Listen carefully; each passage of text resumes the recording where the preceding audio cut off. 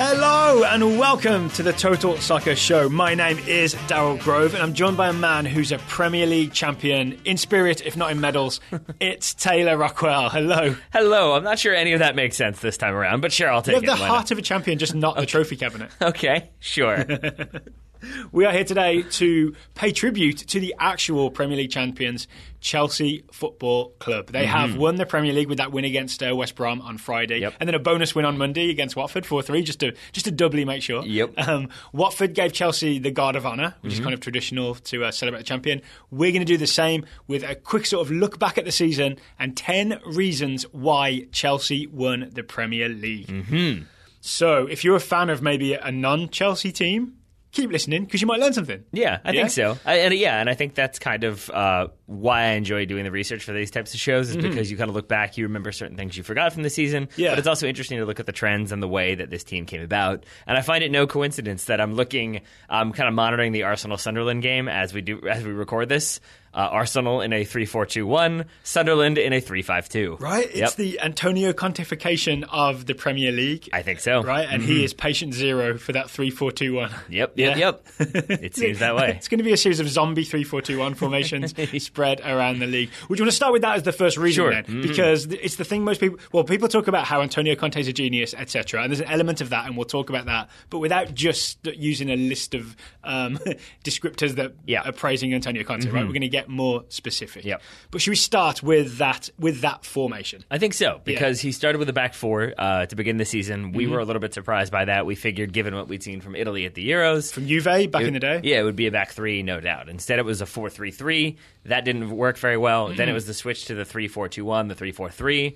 Kind of went pretty well in the sense that they went on a ridiculous unbeaten run. So I believe it was September. They lost 3-0 to Arsenal, and that was the moment when Conte was like, all right, no more of this. We're going to the back three, starting the next game against Hull, I believe. And then there was that Leicester, Man United. Then there's that 13-game winning streak. We rewatched some of the Man United win, right? We did. Because I think, with all due respect to Hull and Leicester at the time, not the toughest of opponents, when they beat Manchester United with that back three, it really felt like that was the time when the media, the fans, the players were all sort of like, oh, this is the real deal. I think it wasn't just that they beat Man United, it was that they beat Man United 4-0. And it was the return of Jose Mourinho. He had a point to prove. This was a game that he apologized for to Man United fans the next week. So it was a resounding Antonio Conte victory. made Jose Mourinho apologise. That's an achievement in and of itself. That's maybe something not a lot of people have been able to do More ever. so than a Premier League winners' medal? Maybe just Mrs. Jose. That might be the only one. Yeah. So the big question is, why does and did it work so well, this 3-4-2-1 shape? Because it's not as if this is the magic formation that if only everybody played this, everybody would win the league, right? There's something very specific about what happened this year that worked perfectly. I think there's two things there. I do think, one, a 3-4-2-1 or 3-4-3, whatever you want to go with, is kind of uniquely suited to deal with a 4-2-3-1, and that's what a lot of teams are going for this season because you can have center back step forward, you can have so then you have equal numbers in midfield, but you still have a greater presence out wide. You still have a lot of times you'd have 5 defenders and 5 attackers all at once if you're breaking on the counter. So I think that can kind of deconstruct a 4-2-3-1. So it's kind of like Conte's the guy that's come in and he's the one that's taken the next step forward beyond what everybody was already doing, right? Like Pep Guardiola thought it was going to be, I'm going to push those fullbacks into midfield. Instead, it was, let's go back three. And I think the other key point there, which you hit upon, is it was Conte. And I think it's kind of his force of personality because there were other coaches trying to do a back three, and there still are. As we talked about, Arsenal and Sunderland both doing it right now. But I think it was Antonio Conte's... Did you say Arsenal and Sunderland both doing it right now? Yes, Arsenal are 3-4-2-1 and Sunderland are a 3-5-2. Sunderland are a 3-3-3. I think they're probably in a 7-1-1-1, something like that. Mine only had 9 players in it. That was the joke. That's why I had to add the extra one in there. David Moyes will look back on the season and be like, oh no. It's sad to me that I didn't pick up on that, but I almost made the exact same joke because I feel like that's something David Moyes would do. No, we don't even need that attacker. We'll just go 10 defenders. But I think it was Conte sort of being like, this is what we're going to do, this is what we're going to stick with because the other thing isn't working. And maybe other managers didn't have the kind of freedom to do that because their team hadn't finished 10th the year before. And so it wasn't sort of like, whatever you do, it's an improvement. He did come into an ideal situation, right? Which is that Chelsea did not do well last season. So therefore he can come in and be like, all right, new broom, new boss, let's do these things. But he also, the clever thing I think, especially this relates to the 3-4-2-1 again, he didn't come in and play that from the start of the season. He started, as you said, in that 4-3-3. So then he's got the evidence that this doesn't work.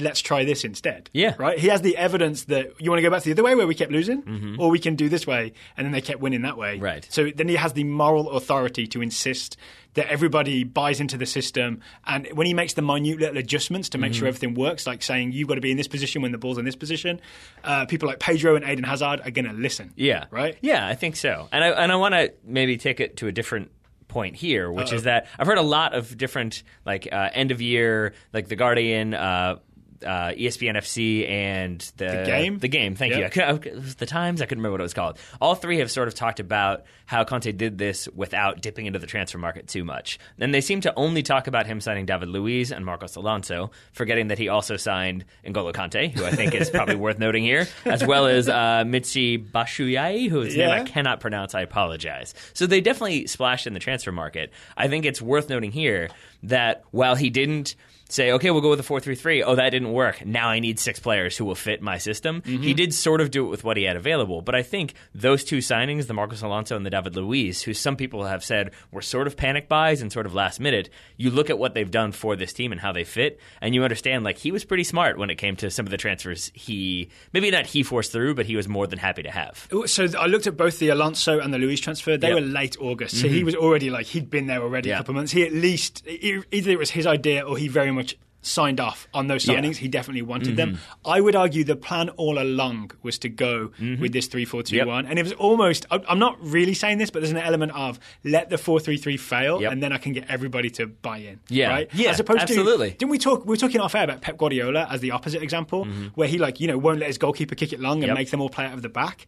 And sometimes they win like that and sometimes they lose like that. But he doesn't have the, what do we call it? The negative evidence of like him going, okay, you can all clear it long from the back, and then they lose 3-0, and then he can say, look, when we tried this, it didn't work. Yeah. Right? It's definitely a testament to Conte's approach that he isn't sort of like, I have to instill my authority from day one, otherwise this team won't respect me. It's sort of like, all right, we can try this, and this is what we'll do. This isn't working. Why don't we go back to the thing that I've always done that's worked really well?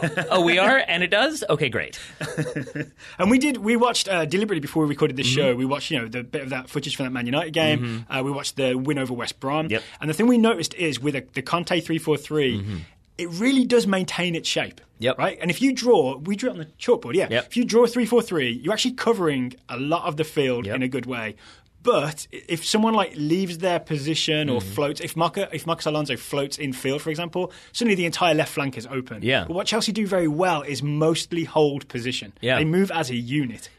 And a big part of that as well. So you've got like the unit pushing forward so that you always have passing options. But this is to what I was talking about with like how it's uniquely suited to the 4-2-3-1 is that with that 4-3-1, you've got one forward. If you've got 3 center backs, then you're going to have one or both center backs slowly start to push forward. And again, that fits in with the moving as a unit. Suddenly you've got a bunch more players in the attacking third or in the opponent's half than you would have otherwise because you can slowly move numbers forward without sacrificing anything in behind. Yes. Okay, so should we get to the specifics of the actual back three? Because in some ways that's the most, it represents a lot of what Conte did, and it's weirdly the most interesting because it's not obvious, right? When you start the season, you wouldn't have thought Chelsea will end the season in a back three, and the back three will be David Luiz, Gary Cahill, and Cesar Azpilicueta. Right? One's a fullback. One was playing for PSG after being sold for 50 million and being a semi-laughing stock in England for dribbling all around.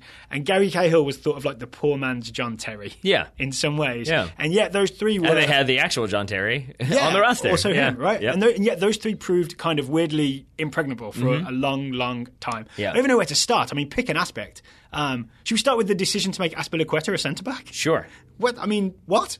Yeah, and I think, strangely, that does seem to be a hallmark of this 3-4-2-1 and this 3-4-3, as well as what other clubs are trying to do in replicating it. Because you look at, say, Arsenal, their back three, surprisingly enough, is Nacho. Nacho Monreal is one of their 3 center backs. That's true. And it does feel like maybe it's points... Just like, Spanish left back? Get him in there. And I think... okay, first of all, that makes sense. But it's also, we saw... the match of the day analysis of when Chelsea beat Man United, and it was Phil Neville talking about how adept the two outer center backs are at covering space and covering the gaps that form when you have those wing backs pushing forward. Yeah. And I do think that an element of that is having a person who's naturally a fullback being kind of naturally inclined to slide out wide and cover space. Position. Yeah, exactly. And double down on that, basically, he's fast. Yeah, that certainly doesn't hurt. That's a really useful tool for covering space. Yeah. He's also, very talented when he's attacking on the ball, so that when Chelsea come up against a team that bunker, and I'm thinking specifically of the West Brom game that we rewatched, they can send Azpilicueta forward, and he's a useful attacking tool. He's good on the ball. Cahill is also present. So when you think of the... is also present. But if you think of the winning goal, it's scored by Batshuayi, right? Which is, not normal for Chelsea. Yeah. But it comes from a mishit Gary Cahill shot from the top of the box because he's joined the attack. Yeah.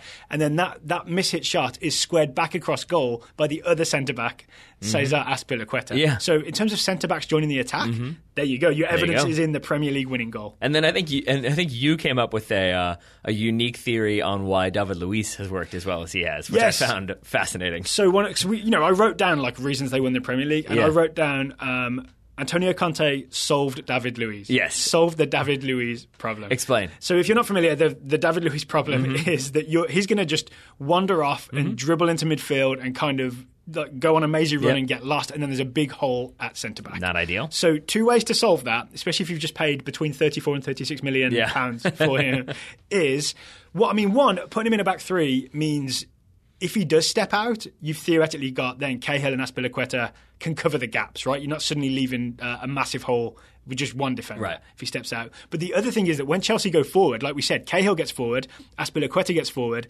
David Luiz is the deepest defender. That means he can't step out. Right. And so you almost put so much responsibility on him not wandering out of the back that he's almost so you challenge him to do a good job of staying home. Yeah. And then he does. He does. Yeah. And it solves the David Luiz problem. It does. But I think the other curious thing about that, because I completely agree with you, but it still doesn't necessarily answer the question of but why is David Luiz willing to do that? Or why does he now have the mental discipline Premier League Champions medal? Yeah, well, there's that. But I really do think that it is sort of the authority that Antonio Conte brings. Not to bring it all the way back to Antonio Conte is this force of personality, amazing manager, but you look at how he was able to phase out the old guard, which I think is an important point. Oh, that's a whole thing, separate topic we should talk about, I think. And how he was able to get people to do jobs that maybe they wouldn't have wanted to do. David Luiz, for example, staying back and being the anchor, that hasn't been his game. And I do think it's sort of, you look at Antonio Conte, you look at his resume, and you think, this guy I'm going to listen to. Whereas, say, maybe Andre Villas-Boas, there it is, got the Portuguese in there. Yeah. When he comes in, he's got the kind of impressive resume, but you don't have enough of really enough there to really make you believe in it. And so maybe you're a little bit more I'm not sure about this. Maybe we start John Terry. I agree. And some of this is timing, right? Is that Conte had just been sort of, in many ways, the managerial star of the Euros, right? With what everyone consensus would say was a bad Italian team. Yeah, but there's a lot of footage of him jumping up and down the sidelines. He was like a hot property after the Euros, so his profile could not have been better in terms of, I think I used the term earlier, moral authority to ask you to do that. One more thing on David Luiz before we move on. I also want to say, it suits him because also when Chelsea were keeping the ball, they would drop it back to David Luiz for him to then distribute left and right. He's actually very good at that. So it really does suit him. He sees, weirdly, a lot of the ball and can pass it around. So David Luiz should be happy. And still gets to make David Luiz plays where he wrecks somebody and then just continues on his merry way. Oh, there's always room for that. Yeah, there's always room for that. I have a lot of love for David Luiz, actually. Really? Yeah, I think he was kind of... Is that to make up for the fact that you didn't draft him in the Common Ball 11? I'm still bitter about that. I completely forgot. But, I always thought he was unfairly maligned because he would have high-profile dribbles out of the back that went badly. I think it was that, and then you have the high-profile nutmegs here and there, where it would just look like, oh boy, he's not quite sure he knows how to defend. Yeah, it seems like he's figured that one out this time around. So you mentioned the old guard. Do you want to get into that? Sure. Okay. So just to state it in big, Elvis lightbulb letters, Antonio Conte is the first Chelsea manager to do a really good job of moving on from the Chelsea old guard. Yes. Yeah. Yeah, and in a way that, you still have John Terry in the team. He still plays occasionally. He scored against Watford. I think he scored the opener against Watford this week.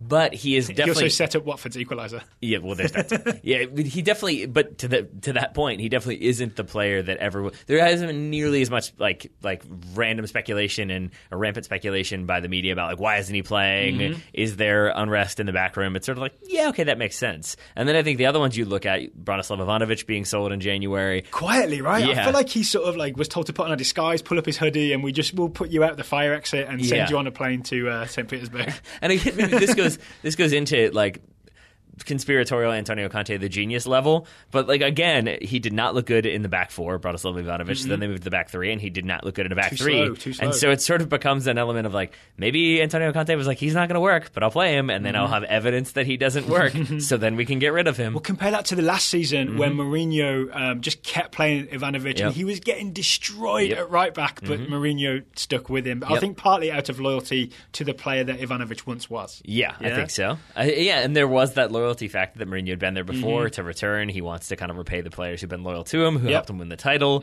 So maybe you don't have that with Conte. He can be a little bit more ruthless. All right, so Lampard had moved on. Drogba's moved on. But not to focus too much on Antonio Conte. I would say John Terry, the way he handled not being in the team was, I mean, I'm not his biggest fan as an individual, but the way he handled this was a thing of beauty, right? He really did put Chelsea first, not John Terry first. He was there when needed. He played when needed, was there on the bench cheering, supporting everybody. I'm sure he was still like, a senior mentor figure in practice and around the training ground and all that sort of stuff, but never caused trouble. You know what I think John Terry is incredibly thankful for in that regard? That Wayne Rooney continues to play for Manchester United. Or rather, doesn't really play for Manchester United. Why is that? Because I feel like that got all the headlines. In terms of if you're going to have one English player who suddenly isn't playing for a big club. I noticed the hesitation when I said a big club. But but if you're going to have all like the headlines, it's going to be Wayne Rooney. And maybe people aren't going to be as focused on John Terry as they might have been if Wayne Rooney were sold in August. And John Terry is the one who's not getting minutes anymore. Maybe there's just a little bit more attention. But I think also he doesn't attract that many headlines because, number one, there wasn't a lot of expectation for him coming into the season. And number two, I think he is also maybe content to take that back seat, maybe get a move this summer, but also maybe... He's talked about maybe just retiring. Yeah, or retiring and having Chelsea pay for his coaching badges, and then he comes back as an assistant or comes back as a director. John Terry needs financial help. Hey, man, you never know. That's how you stay wealthy. You take the cuts where you can. But there were other old guard that got moved out as well, right? And these are Mourinho era players, right? John Obi Mikel was shuffled off to China, I believe. Oscar? I think if you're not sure, just say China. You're right when it comes to Chelsea. That's pretty much what just happened. Oscar got moved out to China. Ramirez got moved out to China. So there's three players that were, might have been a sticking point. I know some of them moved just because the money was too good, and so Conte was like, all right, get out of here. Go to China, as he says. But that was kind of a convenient exit, and he didn't block their path. He sort of knew who he wanted, what he wanted, and went with those guys. Yeah, I think so. And I think it's also sort of like, you're probably going to be like Oscar, for example. You're probably going to be a squad player. You'll get some minutes here and there. You're not going to start over Pedro or Eden Hazard. And then when a Chinese club comes and is like, we'll give you $70 million for him or whatever they're offering, it's like, well, yeah, okay, he can go. Spite their hands up. Which is why There's a lot of Chinese business club owners with no hands. Antonio Conte just bit them straight up. And I think that's why they ended up, even though they bought those four players for something like £140 million, Chelsea did. Yes. I think they still ended up having like a negative spend because they sold so many players. Is that right? I think it was like, I think they only ended up spending maybe $20 million in total or something like that. Like they did not have a particularly high net spend overall. Okay, one guy we haven't talked about in detail is N'Golo Kante. Yeah. So I don't think we can underestimate the importance of signing N'Golo Kante and the way he played for Chelsea this season. Yeah, it's that has been another interesting or like curious thing that I've seen really not talked about very much is like he did it with minimal signings and he figured out the lineup that works really well and he got this guy playing well and he brought back Eden Hazard and like no one has mentioned that he signed the most important player for a title winning Leicester and suddenly their midfield looks way stronger. It's shocking. I would say tactically, the interesting thing to me was having a two-man central midfield of Matic and N'Golo Kante. It's actually two defensive midfielders alongside each other, like with no central attacking midfielder in front of them. So you're really giving both of those players more defensive responsibility, but also letting them run both ways, right? And I think you saw the benefit of it is that Matic and Kante are both pretty good players on the ball, even in the Premier League. Like, they're not dribblers like, say, Hazard, but they have they're not clumsy taking the ball forward. They can all pick out a pass. And I think it was the perfect balance in terms of who the central midfielders were. Yeah, and you know what I'm saying? Yeah, and I'll say this much: like, if you look at the three players that everybody thought were going to leave Leicester at the end of last season, and you look at if any of so Jamie Vardy, Riyad Mahrez, and N'Golo Kante, right? If you look at any of those three, N'Golo Kante is the only one that really makes sense for Chelsea because Riyad Mahrez, like a flashy winger, they don't really need that. Jamie Vardy is going to run in behind defense. I could see him in the Pedro role, but they had Pedro. Yeah, right? So. Yeah, but and I guess what I mean is more so that, like, if you look at the players who could go straight from Leicester to Chelsea and have an immediate impact, Jamie Vardy isn't going to do what Diego Costa does. He's not going to be the hold-up target striker that you can play off of. He's going to be the run-in-behind striker. N'Golo Kante spent the entire season last year in a 4-4-2, running back and forth, having to cover all that ground. Yeah. So it makes sense. I think it suits him. Yeah, so then suddenly if you put him in with Nemanja Matic, for other central midfielders who are used to like a 4-2-3-1, where they've got one more player to cover for them, or they're used to being in a more attacking role, suddenly he's like, well, yeah, that's fine. I don't care. I can keep running. Like, it's not nearly as much of a clash of styles for him. Do you know what? It even goes for saying, do you remember watching France at the Euros, and they played that three-man central midfield with N'Golo Kante in there as the defensive midfielder? Yep. Didn't look quite as good as he did in a two-man midfield for Leicester or a two-man midfield for Chelsea. Yeah. It's weirdly like counterintuitive, but it seems like it's almost like he has more room to shine because there's more room to go and make those tackles instead of just being like stuck as a number 6, like with guys in front of you. Does that make sense? Yeah, absolutely. And I think you saw that combination really well, that it was Matic and N'Golo Kante shutting down oppositions, but also getting in and helping with the attack. But I think what I found really interesting, and I talked about like the 5 attackers, 5 defenders at times for Chelsea, it was that usually what that would be was that you'd have the wing-backs break, you'd have the 2 attacking players break, and you'd have Diego Costa in there, and you'd have your 3 center-backs and the 2 defensive midfielders in front, and then they would be that kind of second wave coming in, Matic and Kante. So it's sort of like let them focus on the defense more than maybe other systems would have, but then they could push in there and still help with the attack as they sustain possession a bit more. Is it a little bit WM? Yeah. By the time that if they hold back and the wing-backs go forward in Moses and Alonso, then suddenly you've got basically a WM shape. It's a very compact WM, but We've come full circle. We sure have. Yeah? We sure have. But yeah, I think, it's no surprise that he's won all the awards he's won this season, and it's no surprise that he's been as good as he has been. It is a little bit of a surprise that it seems like people don't necessarily want to talk about that Conte. They want to talk about the other Conte. Well, maybe it's because we already talked about N'Golo Conte in 2015-16. That could be. One guy we haven't talked about much is Victor Moses. Yep. So we've talked about Azpilicueta and how it was really, I know people said before, a stroke of genius to put Azpilicueta in the back 3.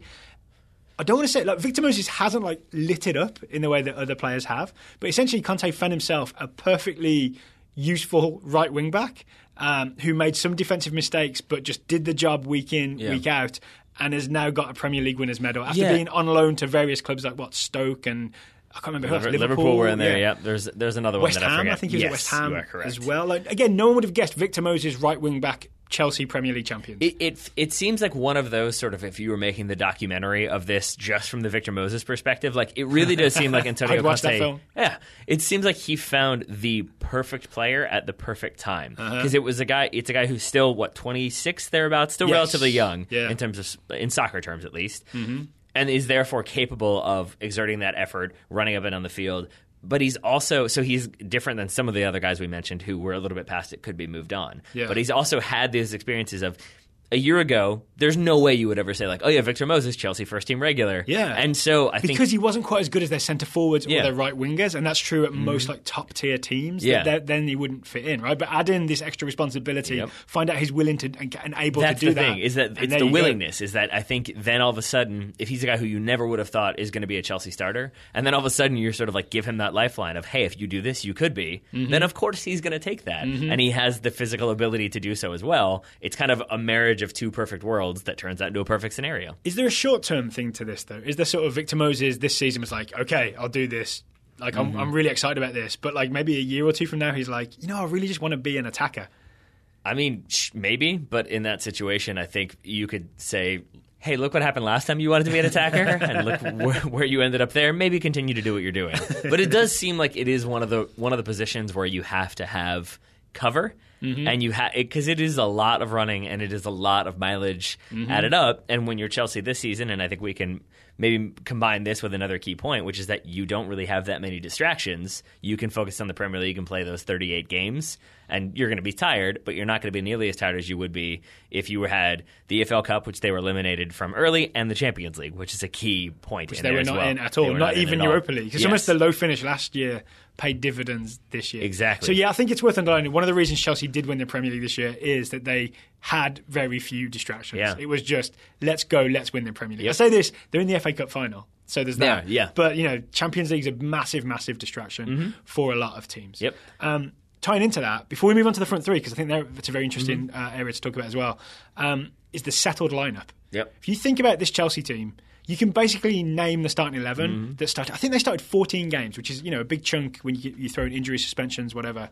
The exact starting 11 that you're thinking of, with Matic and Kante in the middle, it feels very familiar to me to Leicester City last season, where you knew their best starting 11. Right? Yeah. And I don't think that is true for Manchester United, Tottenham, Arsenal, Liverpool. There are lots of variations within those teams. So wear blue. Yeah. Have an Italian manager. Yeah. Play the same lineup. And don't be in the Champions League and have N'Golo Kante. Yep. You win the title. Those are your five things. Yeah. That's all you need right there. I think wear blue is the most important of all of them. I'd say the least, but okay. But yeah, I think you're absolutely right that if you don't have those other distractions and you can just kind of play the same team so that it makes it easy for us to pick, which is really, really nice. Yep. But it also, it allows you to get that much more familiar. You don't have a lot of rotation, and you're not sort of being like, oh, well, this guy's not healthy and this guy's not healthy. We're going to play a back four this time. To kind of keep it and just be like, look, this is where you're playing. This is where you're going to be subbing in. Get used to it or don't, and we'll sell you to China. All right, let's talk about the front three, which almost includes someone being sold to China. I want to start with Diego Costa. Yep. So another really good season from Diego Costa. We could talk about his qualities as a striker, his qualities in sort of provoking and annoying opposition players, which I almost feel like he got the line a lot better this year. Yep. No red cards, I believe, this year for Diego Costa. Can't be. I'm pretty sure. I'm pretty confident. Oh, my goodness. I'm so confident impressive. we won't even stop the show and fact check. We'll just say no red cards for Diego Costa this season. My mind is blown. If I'm wrong, Daryl at TotalSoccerShow.com. Taylor won't even have to see those emails. Complain directly to me. Yeah, so I think Diego Costa did a great job of that. Okay, he also does a good job tactically. Yeah. So he's the one in the 3-4-2-1. Yep. And again, it's not about just standing there next to the other centre-backs. It's about dragging them forward, dragging them backwards, coming and showing, laying the ball off, and it's about finishing. He did all those things. He did. He was perfect in this system, and they nearly lost him in January. Right. And this is, I think, where the season turned. Because he had bad back? He had backache? That's a euphemism for he was linked with a move to China, right? Mm-hmm. So, it's worth reminding people of this, Ty. Can you remind people sort of what happened back in January? Yeah, it was essentially, I think it came right after the Oscar move, which happened in late December, that you started seeing the rumors of an insane amount of money for Diego Costa. It would have been at least £500,000 a week. Yes, and it seemed like that coincided. It was Diego Costa and Dimitri Payet were the two who were theoretically agitating for moves. Dimitri Payet obviously more so than Diego Costa, but both of them were out with a bad back because that's one thing that you can't really test. Yep. There's no muscle tear. There's no obvious thing that shows up. It just sort of is a ubiquitous could be anything, so sure, you're out. And that was what Diego Costa was sitting out with. Antonio Conte, I guess, maybe said, go ahead and go to China. We don't care. Well, there was a famous training ground thing where he yelled, "Go to China." Yeah. But here's the important thing. I think outside of that, he never acknowledged in the press, yes, Diego Costa's linked with China, and we hope he stays. He just kept saying, no, he's not going anywhere. Yeah. That was the consistent line. No, he's not going anywhere. And then I think he was dropped for one game. I think it was against Leicester, semi-ironically. Maybe that's only ironic if you're Alanis Morissette. Yeah. Where for the quote bad back, he was dropped, but it may have been like, hey, just so you know, I'm on you. Yeah. But then he came back in the team and just started banging in goals again. So I think at some point he was persuaded, hey, forget about this China stuff. We're not letting you go.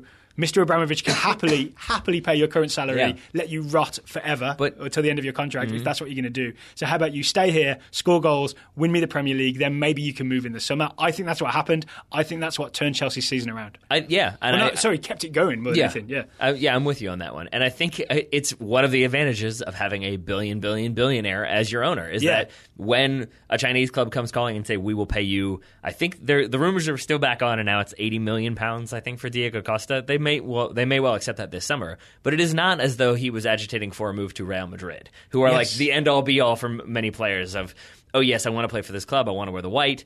I'm going to agitate to make this move happen. It's China. There's not as much glory. There's a lot of money. And so I think this is one example whereas some of the other Chelsea players, it was sort of like, you're on the periphery.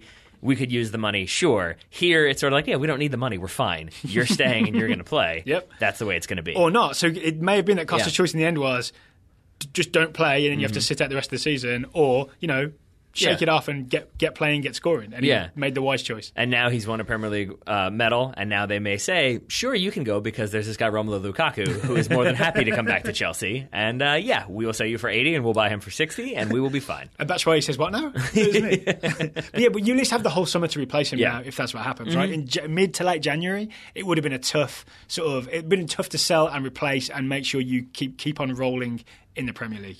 Yeah, and again, I want to say maybe there's also a little, and I could be totally wrong. I've not paid attention to Chelsea the way Chelsea fans have, so I'm sure some people will be frustrated by this, and I welcome them saying, hey, don't forget about this. But Taylor at TotalSoccer.com. Yeah, but I also feel like it's maybe like a little bit of perfect timing for Diego Costa and Antonio Conte again, that it seems like the press kind of, like we know the press likes to go back and forth, right? That if you keep lambasting a player over and over again, you kind of want to have that return to normalcy where you're like, actually, he's a really good guy. And it does feel like there were a lot of those stories out there this season of like, off the field, Diego Costa's really nice, and here's a video of him helping a kid score a goal. Yes, and that's not a made-up example, right? That happened. And there was one about him, like, it was something with a backpack, and I don't know, and then it was like him trying to speak English, and then it was just a bunch of little stories here and there about how good of a guy he was. And it did seem like maybe some of the emphasis this season wasn't on he's a cheat, he's so sneaky, he does this stuff. There was definitely some of that coverage, but it seemed like it was a lot more favorable. And I think when you don't have the media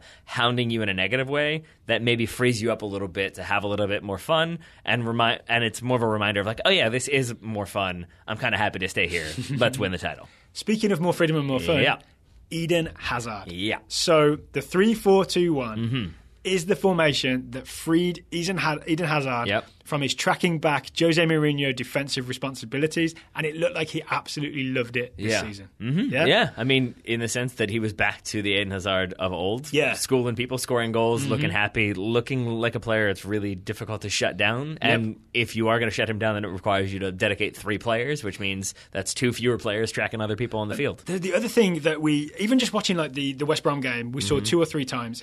I think Eden Hazard this season has figured out when people try and like double team him or pay too much attention to him, he's found a way to sort of use that attention in a positive way, which is to just use himself as the distraction, and then he'll like literally let the ball run through his legs, or he'll just touch it off quickly to Alonso or to Costa or whatever. Like he knows how to draw people in, then move the ball along, so that without him doing anything particularly step-overy or dribbly or skillfully, he's still creating loads of space and opportunities for his teammates. It's weirdly the flashiest version of selflessness. Yeah, and it's born of confidence, I would say. It's born of, I know my role. I know I'm not being criticized if I do something wrong. I can do this step over. I can let the ball run between my legs. I don't have to be the one to score to justify me being allowed to be more attacking and not having to track back and be a left back. Yes. I think when you have that freedom, you then have the freedom of expression, and that means that he might be happy to do a bunch of dummy runs and not get his name on the score sheet as long as his team wins 3-0. Which they often did. Yeah, exactly. So I think we must have had at least 10 reasons there. Yeah. So those are the reasons that Chelsea have won the Premier League. Other teams did not win the Premier League. I believe 19 didn't, at least in the top flight. And then a whole bunch of other ones outside of England also did not win the Premier League. So today's episode is sponsored by Fucci, makers of the Fucci Rebounder. It's soccer meets squash. We noticed there's one set up at the Richmond Kickers Stadium now. Is there? I didn't see it set up. No, it's in the very top corner. The kids play it before the game. That's pretty awesome. Yeah. There's also a video of the Richmond Kickers players playing it. Yeah, they're pretty good. Some of them Kickers players. They were better than us. A little bit. I just remember that was their first try as well. Yeah. Let's not talk about that. Let's move on quickly. Yeah. So today's show is sponsored by Fucci, the Rebounder. So we asked the question on Twitter, which Premier League team will bounce back next season just as Chelsea bounced back this season? Leo Novakovsky tweeted to say, Arsenal. Just kidding. Probably Manchester United after they spend another $200 million this summer. Hashtag Pogback. That actually is a real thing, or at least it's a rumor I saw that they were United were talking to investors about raising money to spend $200 million. Despite having, I think, like some ridiculous financial windfall, yes, right? I'm sure that's what they're doing. I think it's also James Rodriguez, Antoine Griezmann. I've seen those reports. I think Antoine Griezmann or Kylian Mbappe are the ones that they're going to be spending a lot of money to try to bring in. But I think also it is going to be another, just as a warning, I think it is going to be another summer of rampant speculation because you have teams with money that are going to be trying to spend that money to keep afloat or to keep pace. So it's going to be City and United spending money. It's going to be Liverpool reinforcing. It's going to be Chelsea reinforcing. And it's probably going to be Arsenal reinforcing as well. A lot of reinforcing and additions there. So Dylan Delisi says, I'm saying Man United will bounce back because this gives me the greatest chance of Taylor reading my tweet on the pod. Unlucky Dylan, Darryl read it. Buckeyes MT says Tottenham will finally get a trophy to go with all the talent next year. Good season for Tottenham. It's been sort of the low-key-ish thing because Chelsea have run away with it, but I feel like another year this would have been Tottenham's year. Yeah, and I've seen some people try to have... maybe? Yeah. I've seen some people try to have the, like, alternate theory of, like, well, have they underachieved because... In the Alt Premier League? Which is more like, you know, if they're so exciting and if they have this settled manager and everybody else is in flux, shouldn't they have won it? And it's like, no, they're figuring stuff out. They're still on their way. And I've also heard some people speculate that because they're not at White Hart Lane next year, they're going to struggle. I think they'll be just fine. I kind of buy into that theory. I think a new stadium is not always a good thing, especially in the first year. Especially when it's so far away from White Hart Lane? Yeah. I think all their Google Maps will be off by like 100 yards. Yeah, I think they'll be just fine. You see Harry Kane just walking into a wall. He can't find the door. He's not going to get the memo. He's just going to keep showing up at White Hart Lane for game day. All right, Tate Rosenhagen says Newcastle because they're a strong team coming up from the Championship with Rafa as coach and will probably finish low mid-table. I guess that's better than being relegated. I would say so. Counts as bouncing back. Yep. At least we get to watch DeAndre Yedlin in the Premier League. Yes, and it does seem like we will, right? It seems like he will be a key figure for them. I was a little bit concerned that he wouldn't be. One of the right backs. Yes. Yeah, I think he'll be okay. I'm hoping so. Lukia, that's how I'm going to pronounce that one. Luke AH, if you're looking for it on Twitter. Hashtag SWFC, which Daryl Grove is? The Owls, Sheffield Wednesday. There we are. They'll bounce back to the top flight after 17 years out of it. Not necessarily. So the first leg playoff, we know this because Pav is a Huddersfield fan, our friend Pavlos. Huddersfield, Sheffield Wednesday finished 0-0 first leg. Second leg is Wednesday. At Sheffield, I believe. I think it was 0-0 at home for Huddersfield, which I only know that because I spent Sunday trying to convince Pav that wasn't necessarily the worst result. Well, we'll find out on Wednesday. We shall indeed. Josh W. says Manchester City because they will spend LOL $1 million to rebuild the squad for Pep's second season. I agree with all those things. That would be my pick. I think Man City will be more peppy and will have more Pep players and will look dangerous next season. And sign yet another goalkeeper? Maybe. Jackson Schmidtke says, West Ham, it's been a disappointing season for many reasons, but the talent is there and they showed it last year. Dimitri Payet showed it last year. Yep. Yeah. Mm-hmm. Yeah. I'm inclined to... I think I've seen a lot of people say, like, this is like a Slaven Bilic team, not another team, basically implying that it was sort of like, yeah, they're done this season. Maybe they'll be back next season with that intensity. But it does feel a little bit like they've lost some players. They've lost some talent. They've lost a little bit of the direction and purpose they might have had. But maybe they'll bring back the fiery madness. Maybe they'll just bring Dimitri Payet back. He'll just spend every season bouncing back and forth between France and England. Do you know what Fiery Madness is? No. Is that his band? It's one of the songs that his band sings. Yeah. Mike Bate says, whatever club signs N'Golo Kante. That is a fair statement. It's 100% accurate, but it's probably going to be Chelsea, assuming he's going to stay there, right? So...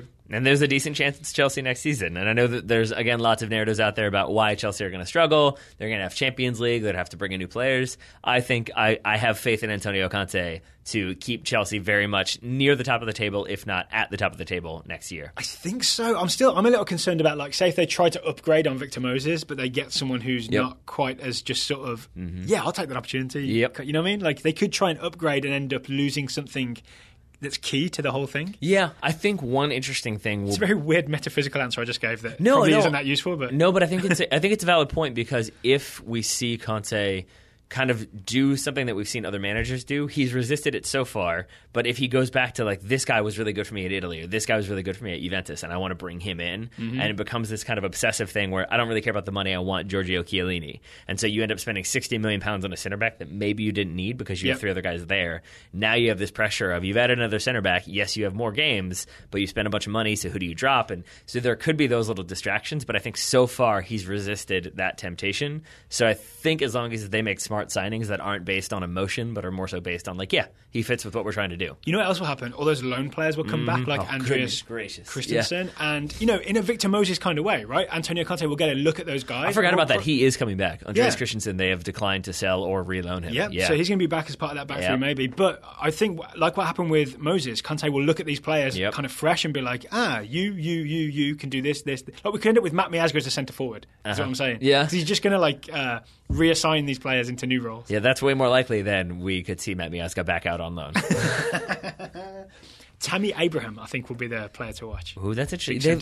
They've got a lot. They've got a lot of players out on loan and a lot of people in that academy. Yep. A lot of English players I'm excited to maybe see if Antonio Conte takes a shine to them. Alrighty. Well, we shall see. Before we move on to the scouting network, I noticed no one in the tweets mentioned Liverpool. I think Liverpool could be the team to bounce back. Seems wrong because they're actually having a decent season, but bounce back in terms of making an actual sustained title challenge. Because I think the thing that went wrong for them this year is I jinxed them in January by saying they're going to be the main Premier League challengers. Yep.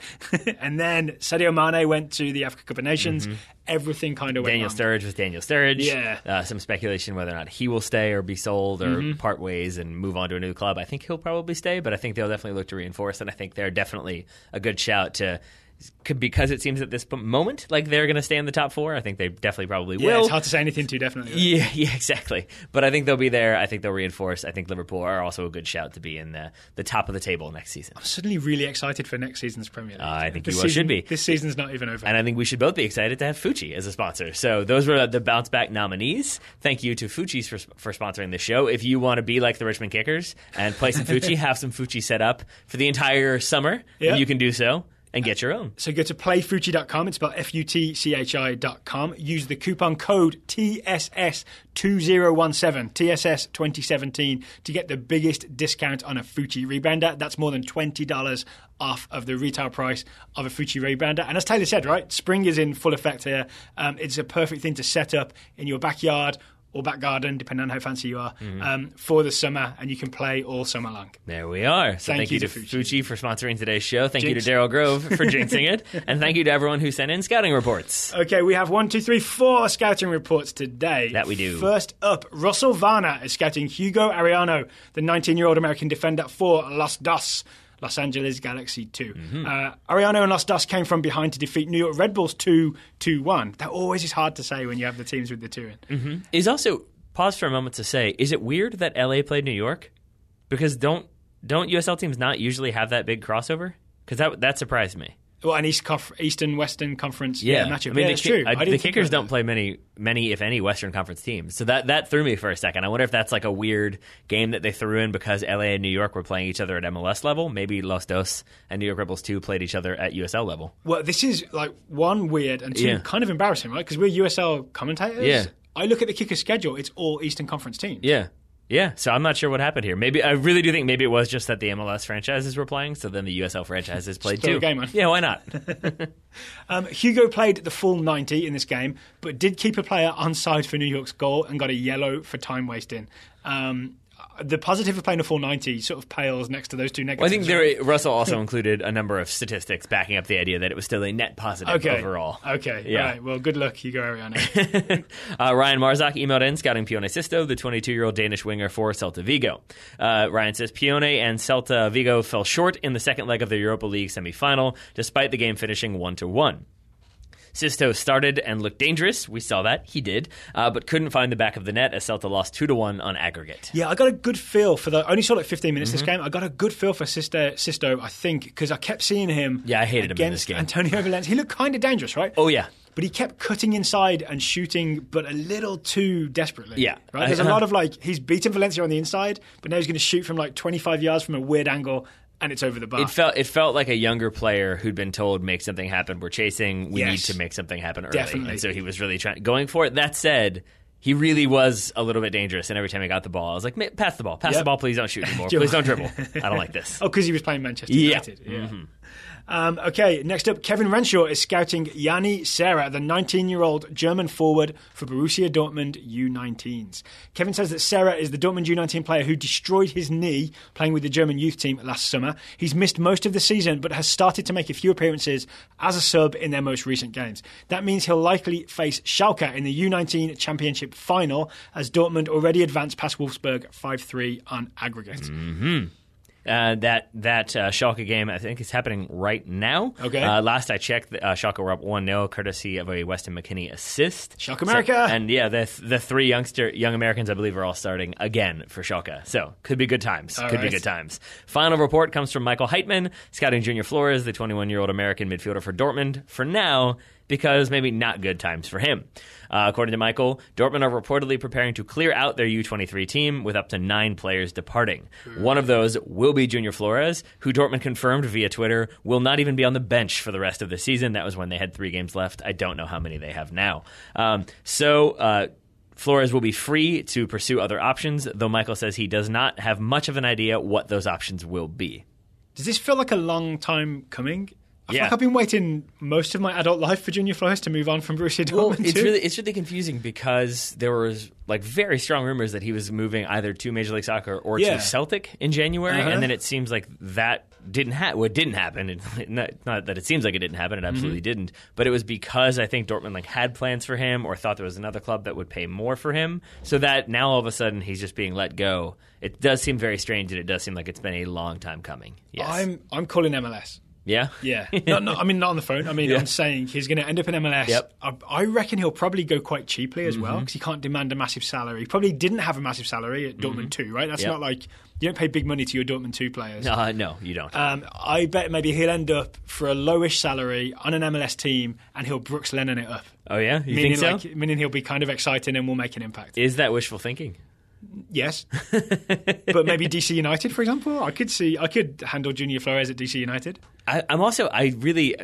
We should maybe know this, but MLS is confusing. I also don't know what he'll be. If that's it's not re-entry because he was never with an MLS team, but I don't know if that's like a discovery thing because he was from LA. Does that mean that he's an LA player? Here's my guess. I would say I bet he's not in the allocation order in terms of high-profile players come in. I would bet that somebody will have put a discovery claim on him. I just don't know who that is. I'll look into that and I'll tell you maybe via text message. Okay. Also worth noting that I did not just know offhand that he's from Los Angeles. I pulled up his Wikipedia page to look and see if he had ever played for an MLS franchise at academy level. Oh, maybe he could understudy Romain Alessandrini. Perfect. Or he could join LAFC.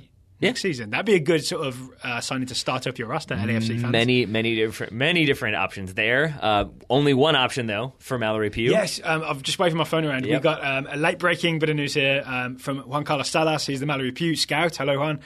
Letting us know that at the press conference this weekend, it was announced Mallory Pugh is definitely joining the Washington Spirit. She's also signed a deal with Nike. So now she has her sponsor, she has her team, and the Washington Spirit have tweeted that Pugh will be in uniform this coming Saturday when they face FC Kansas City. So Mallory Pugh in NWSL is happening next weekend. Mm-hmm. Yeah. Her coach has said, I believe it was her coach, said that we should allow up to a year for her to truly find her form and get comfortable. I feel like she'll probably figure it out a little bit faster than that. I give it 35 minutes. Yeah, I think so. So thank you to Russell, to Ryan, to Kevin, to Michael, and to Juan for that late-breaking email there. If you would like to join the Total Soccer Show Scouting Network, you can do so at totalsoccershow.com/subscribe. You will help us keep making the Total Soccer Show. We're going to keep making the Total Soccer Show tomorrow. We are indeed. Do you remember the topic of tomorrow's show? Tomorrow is Wednesday. I believe we're doing our Africa draft. We are. We're going to try to come up with our best 11 each of players from Africa. Not players playing in Africa, but players who are representing the African Confederation. What is it? Confederation. Confederation of African Football. There you it is. Go. Got there eventually. There you go. So CAF Draft 11 will be tomorrow's show. We hope you'll join us. Until then, Taylor Rockwell, thank you with your heart of a Premier League champion for joining me today. Right back at you, buddy. I'm going to say you have the heart of a championship player. Oh. What? You're a Wolverhampton fan. It fits. Yeah. All right, fine. You have the heart of a Premier League winner, too. Thank you very much. Yeah. Listeners, heart of N'Golo Kante. There you go. Thank you for listening. We'll talk to you again tomorrow.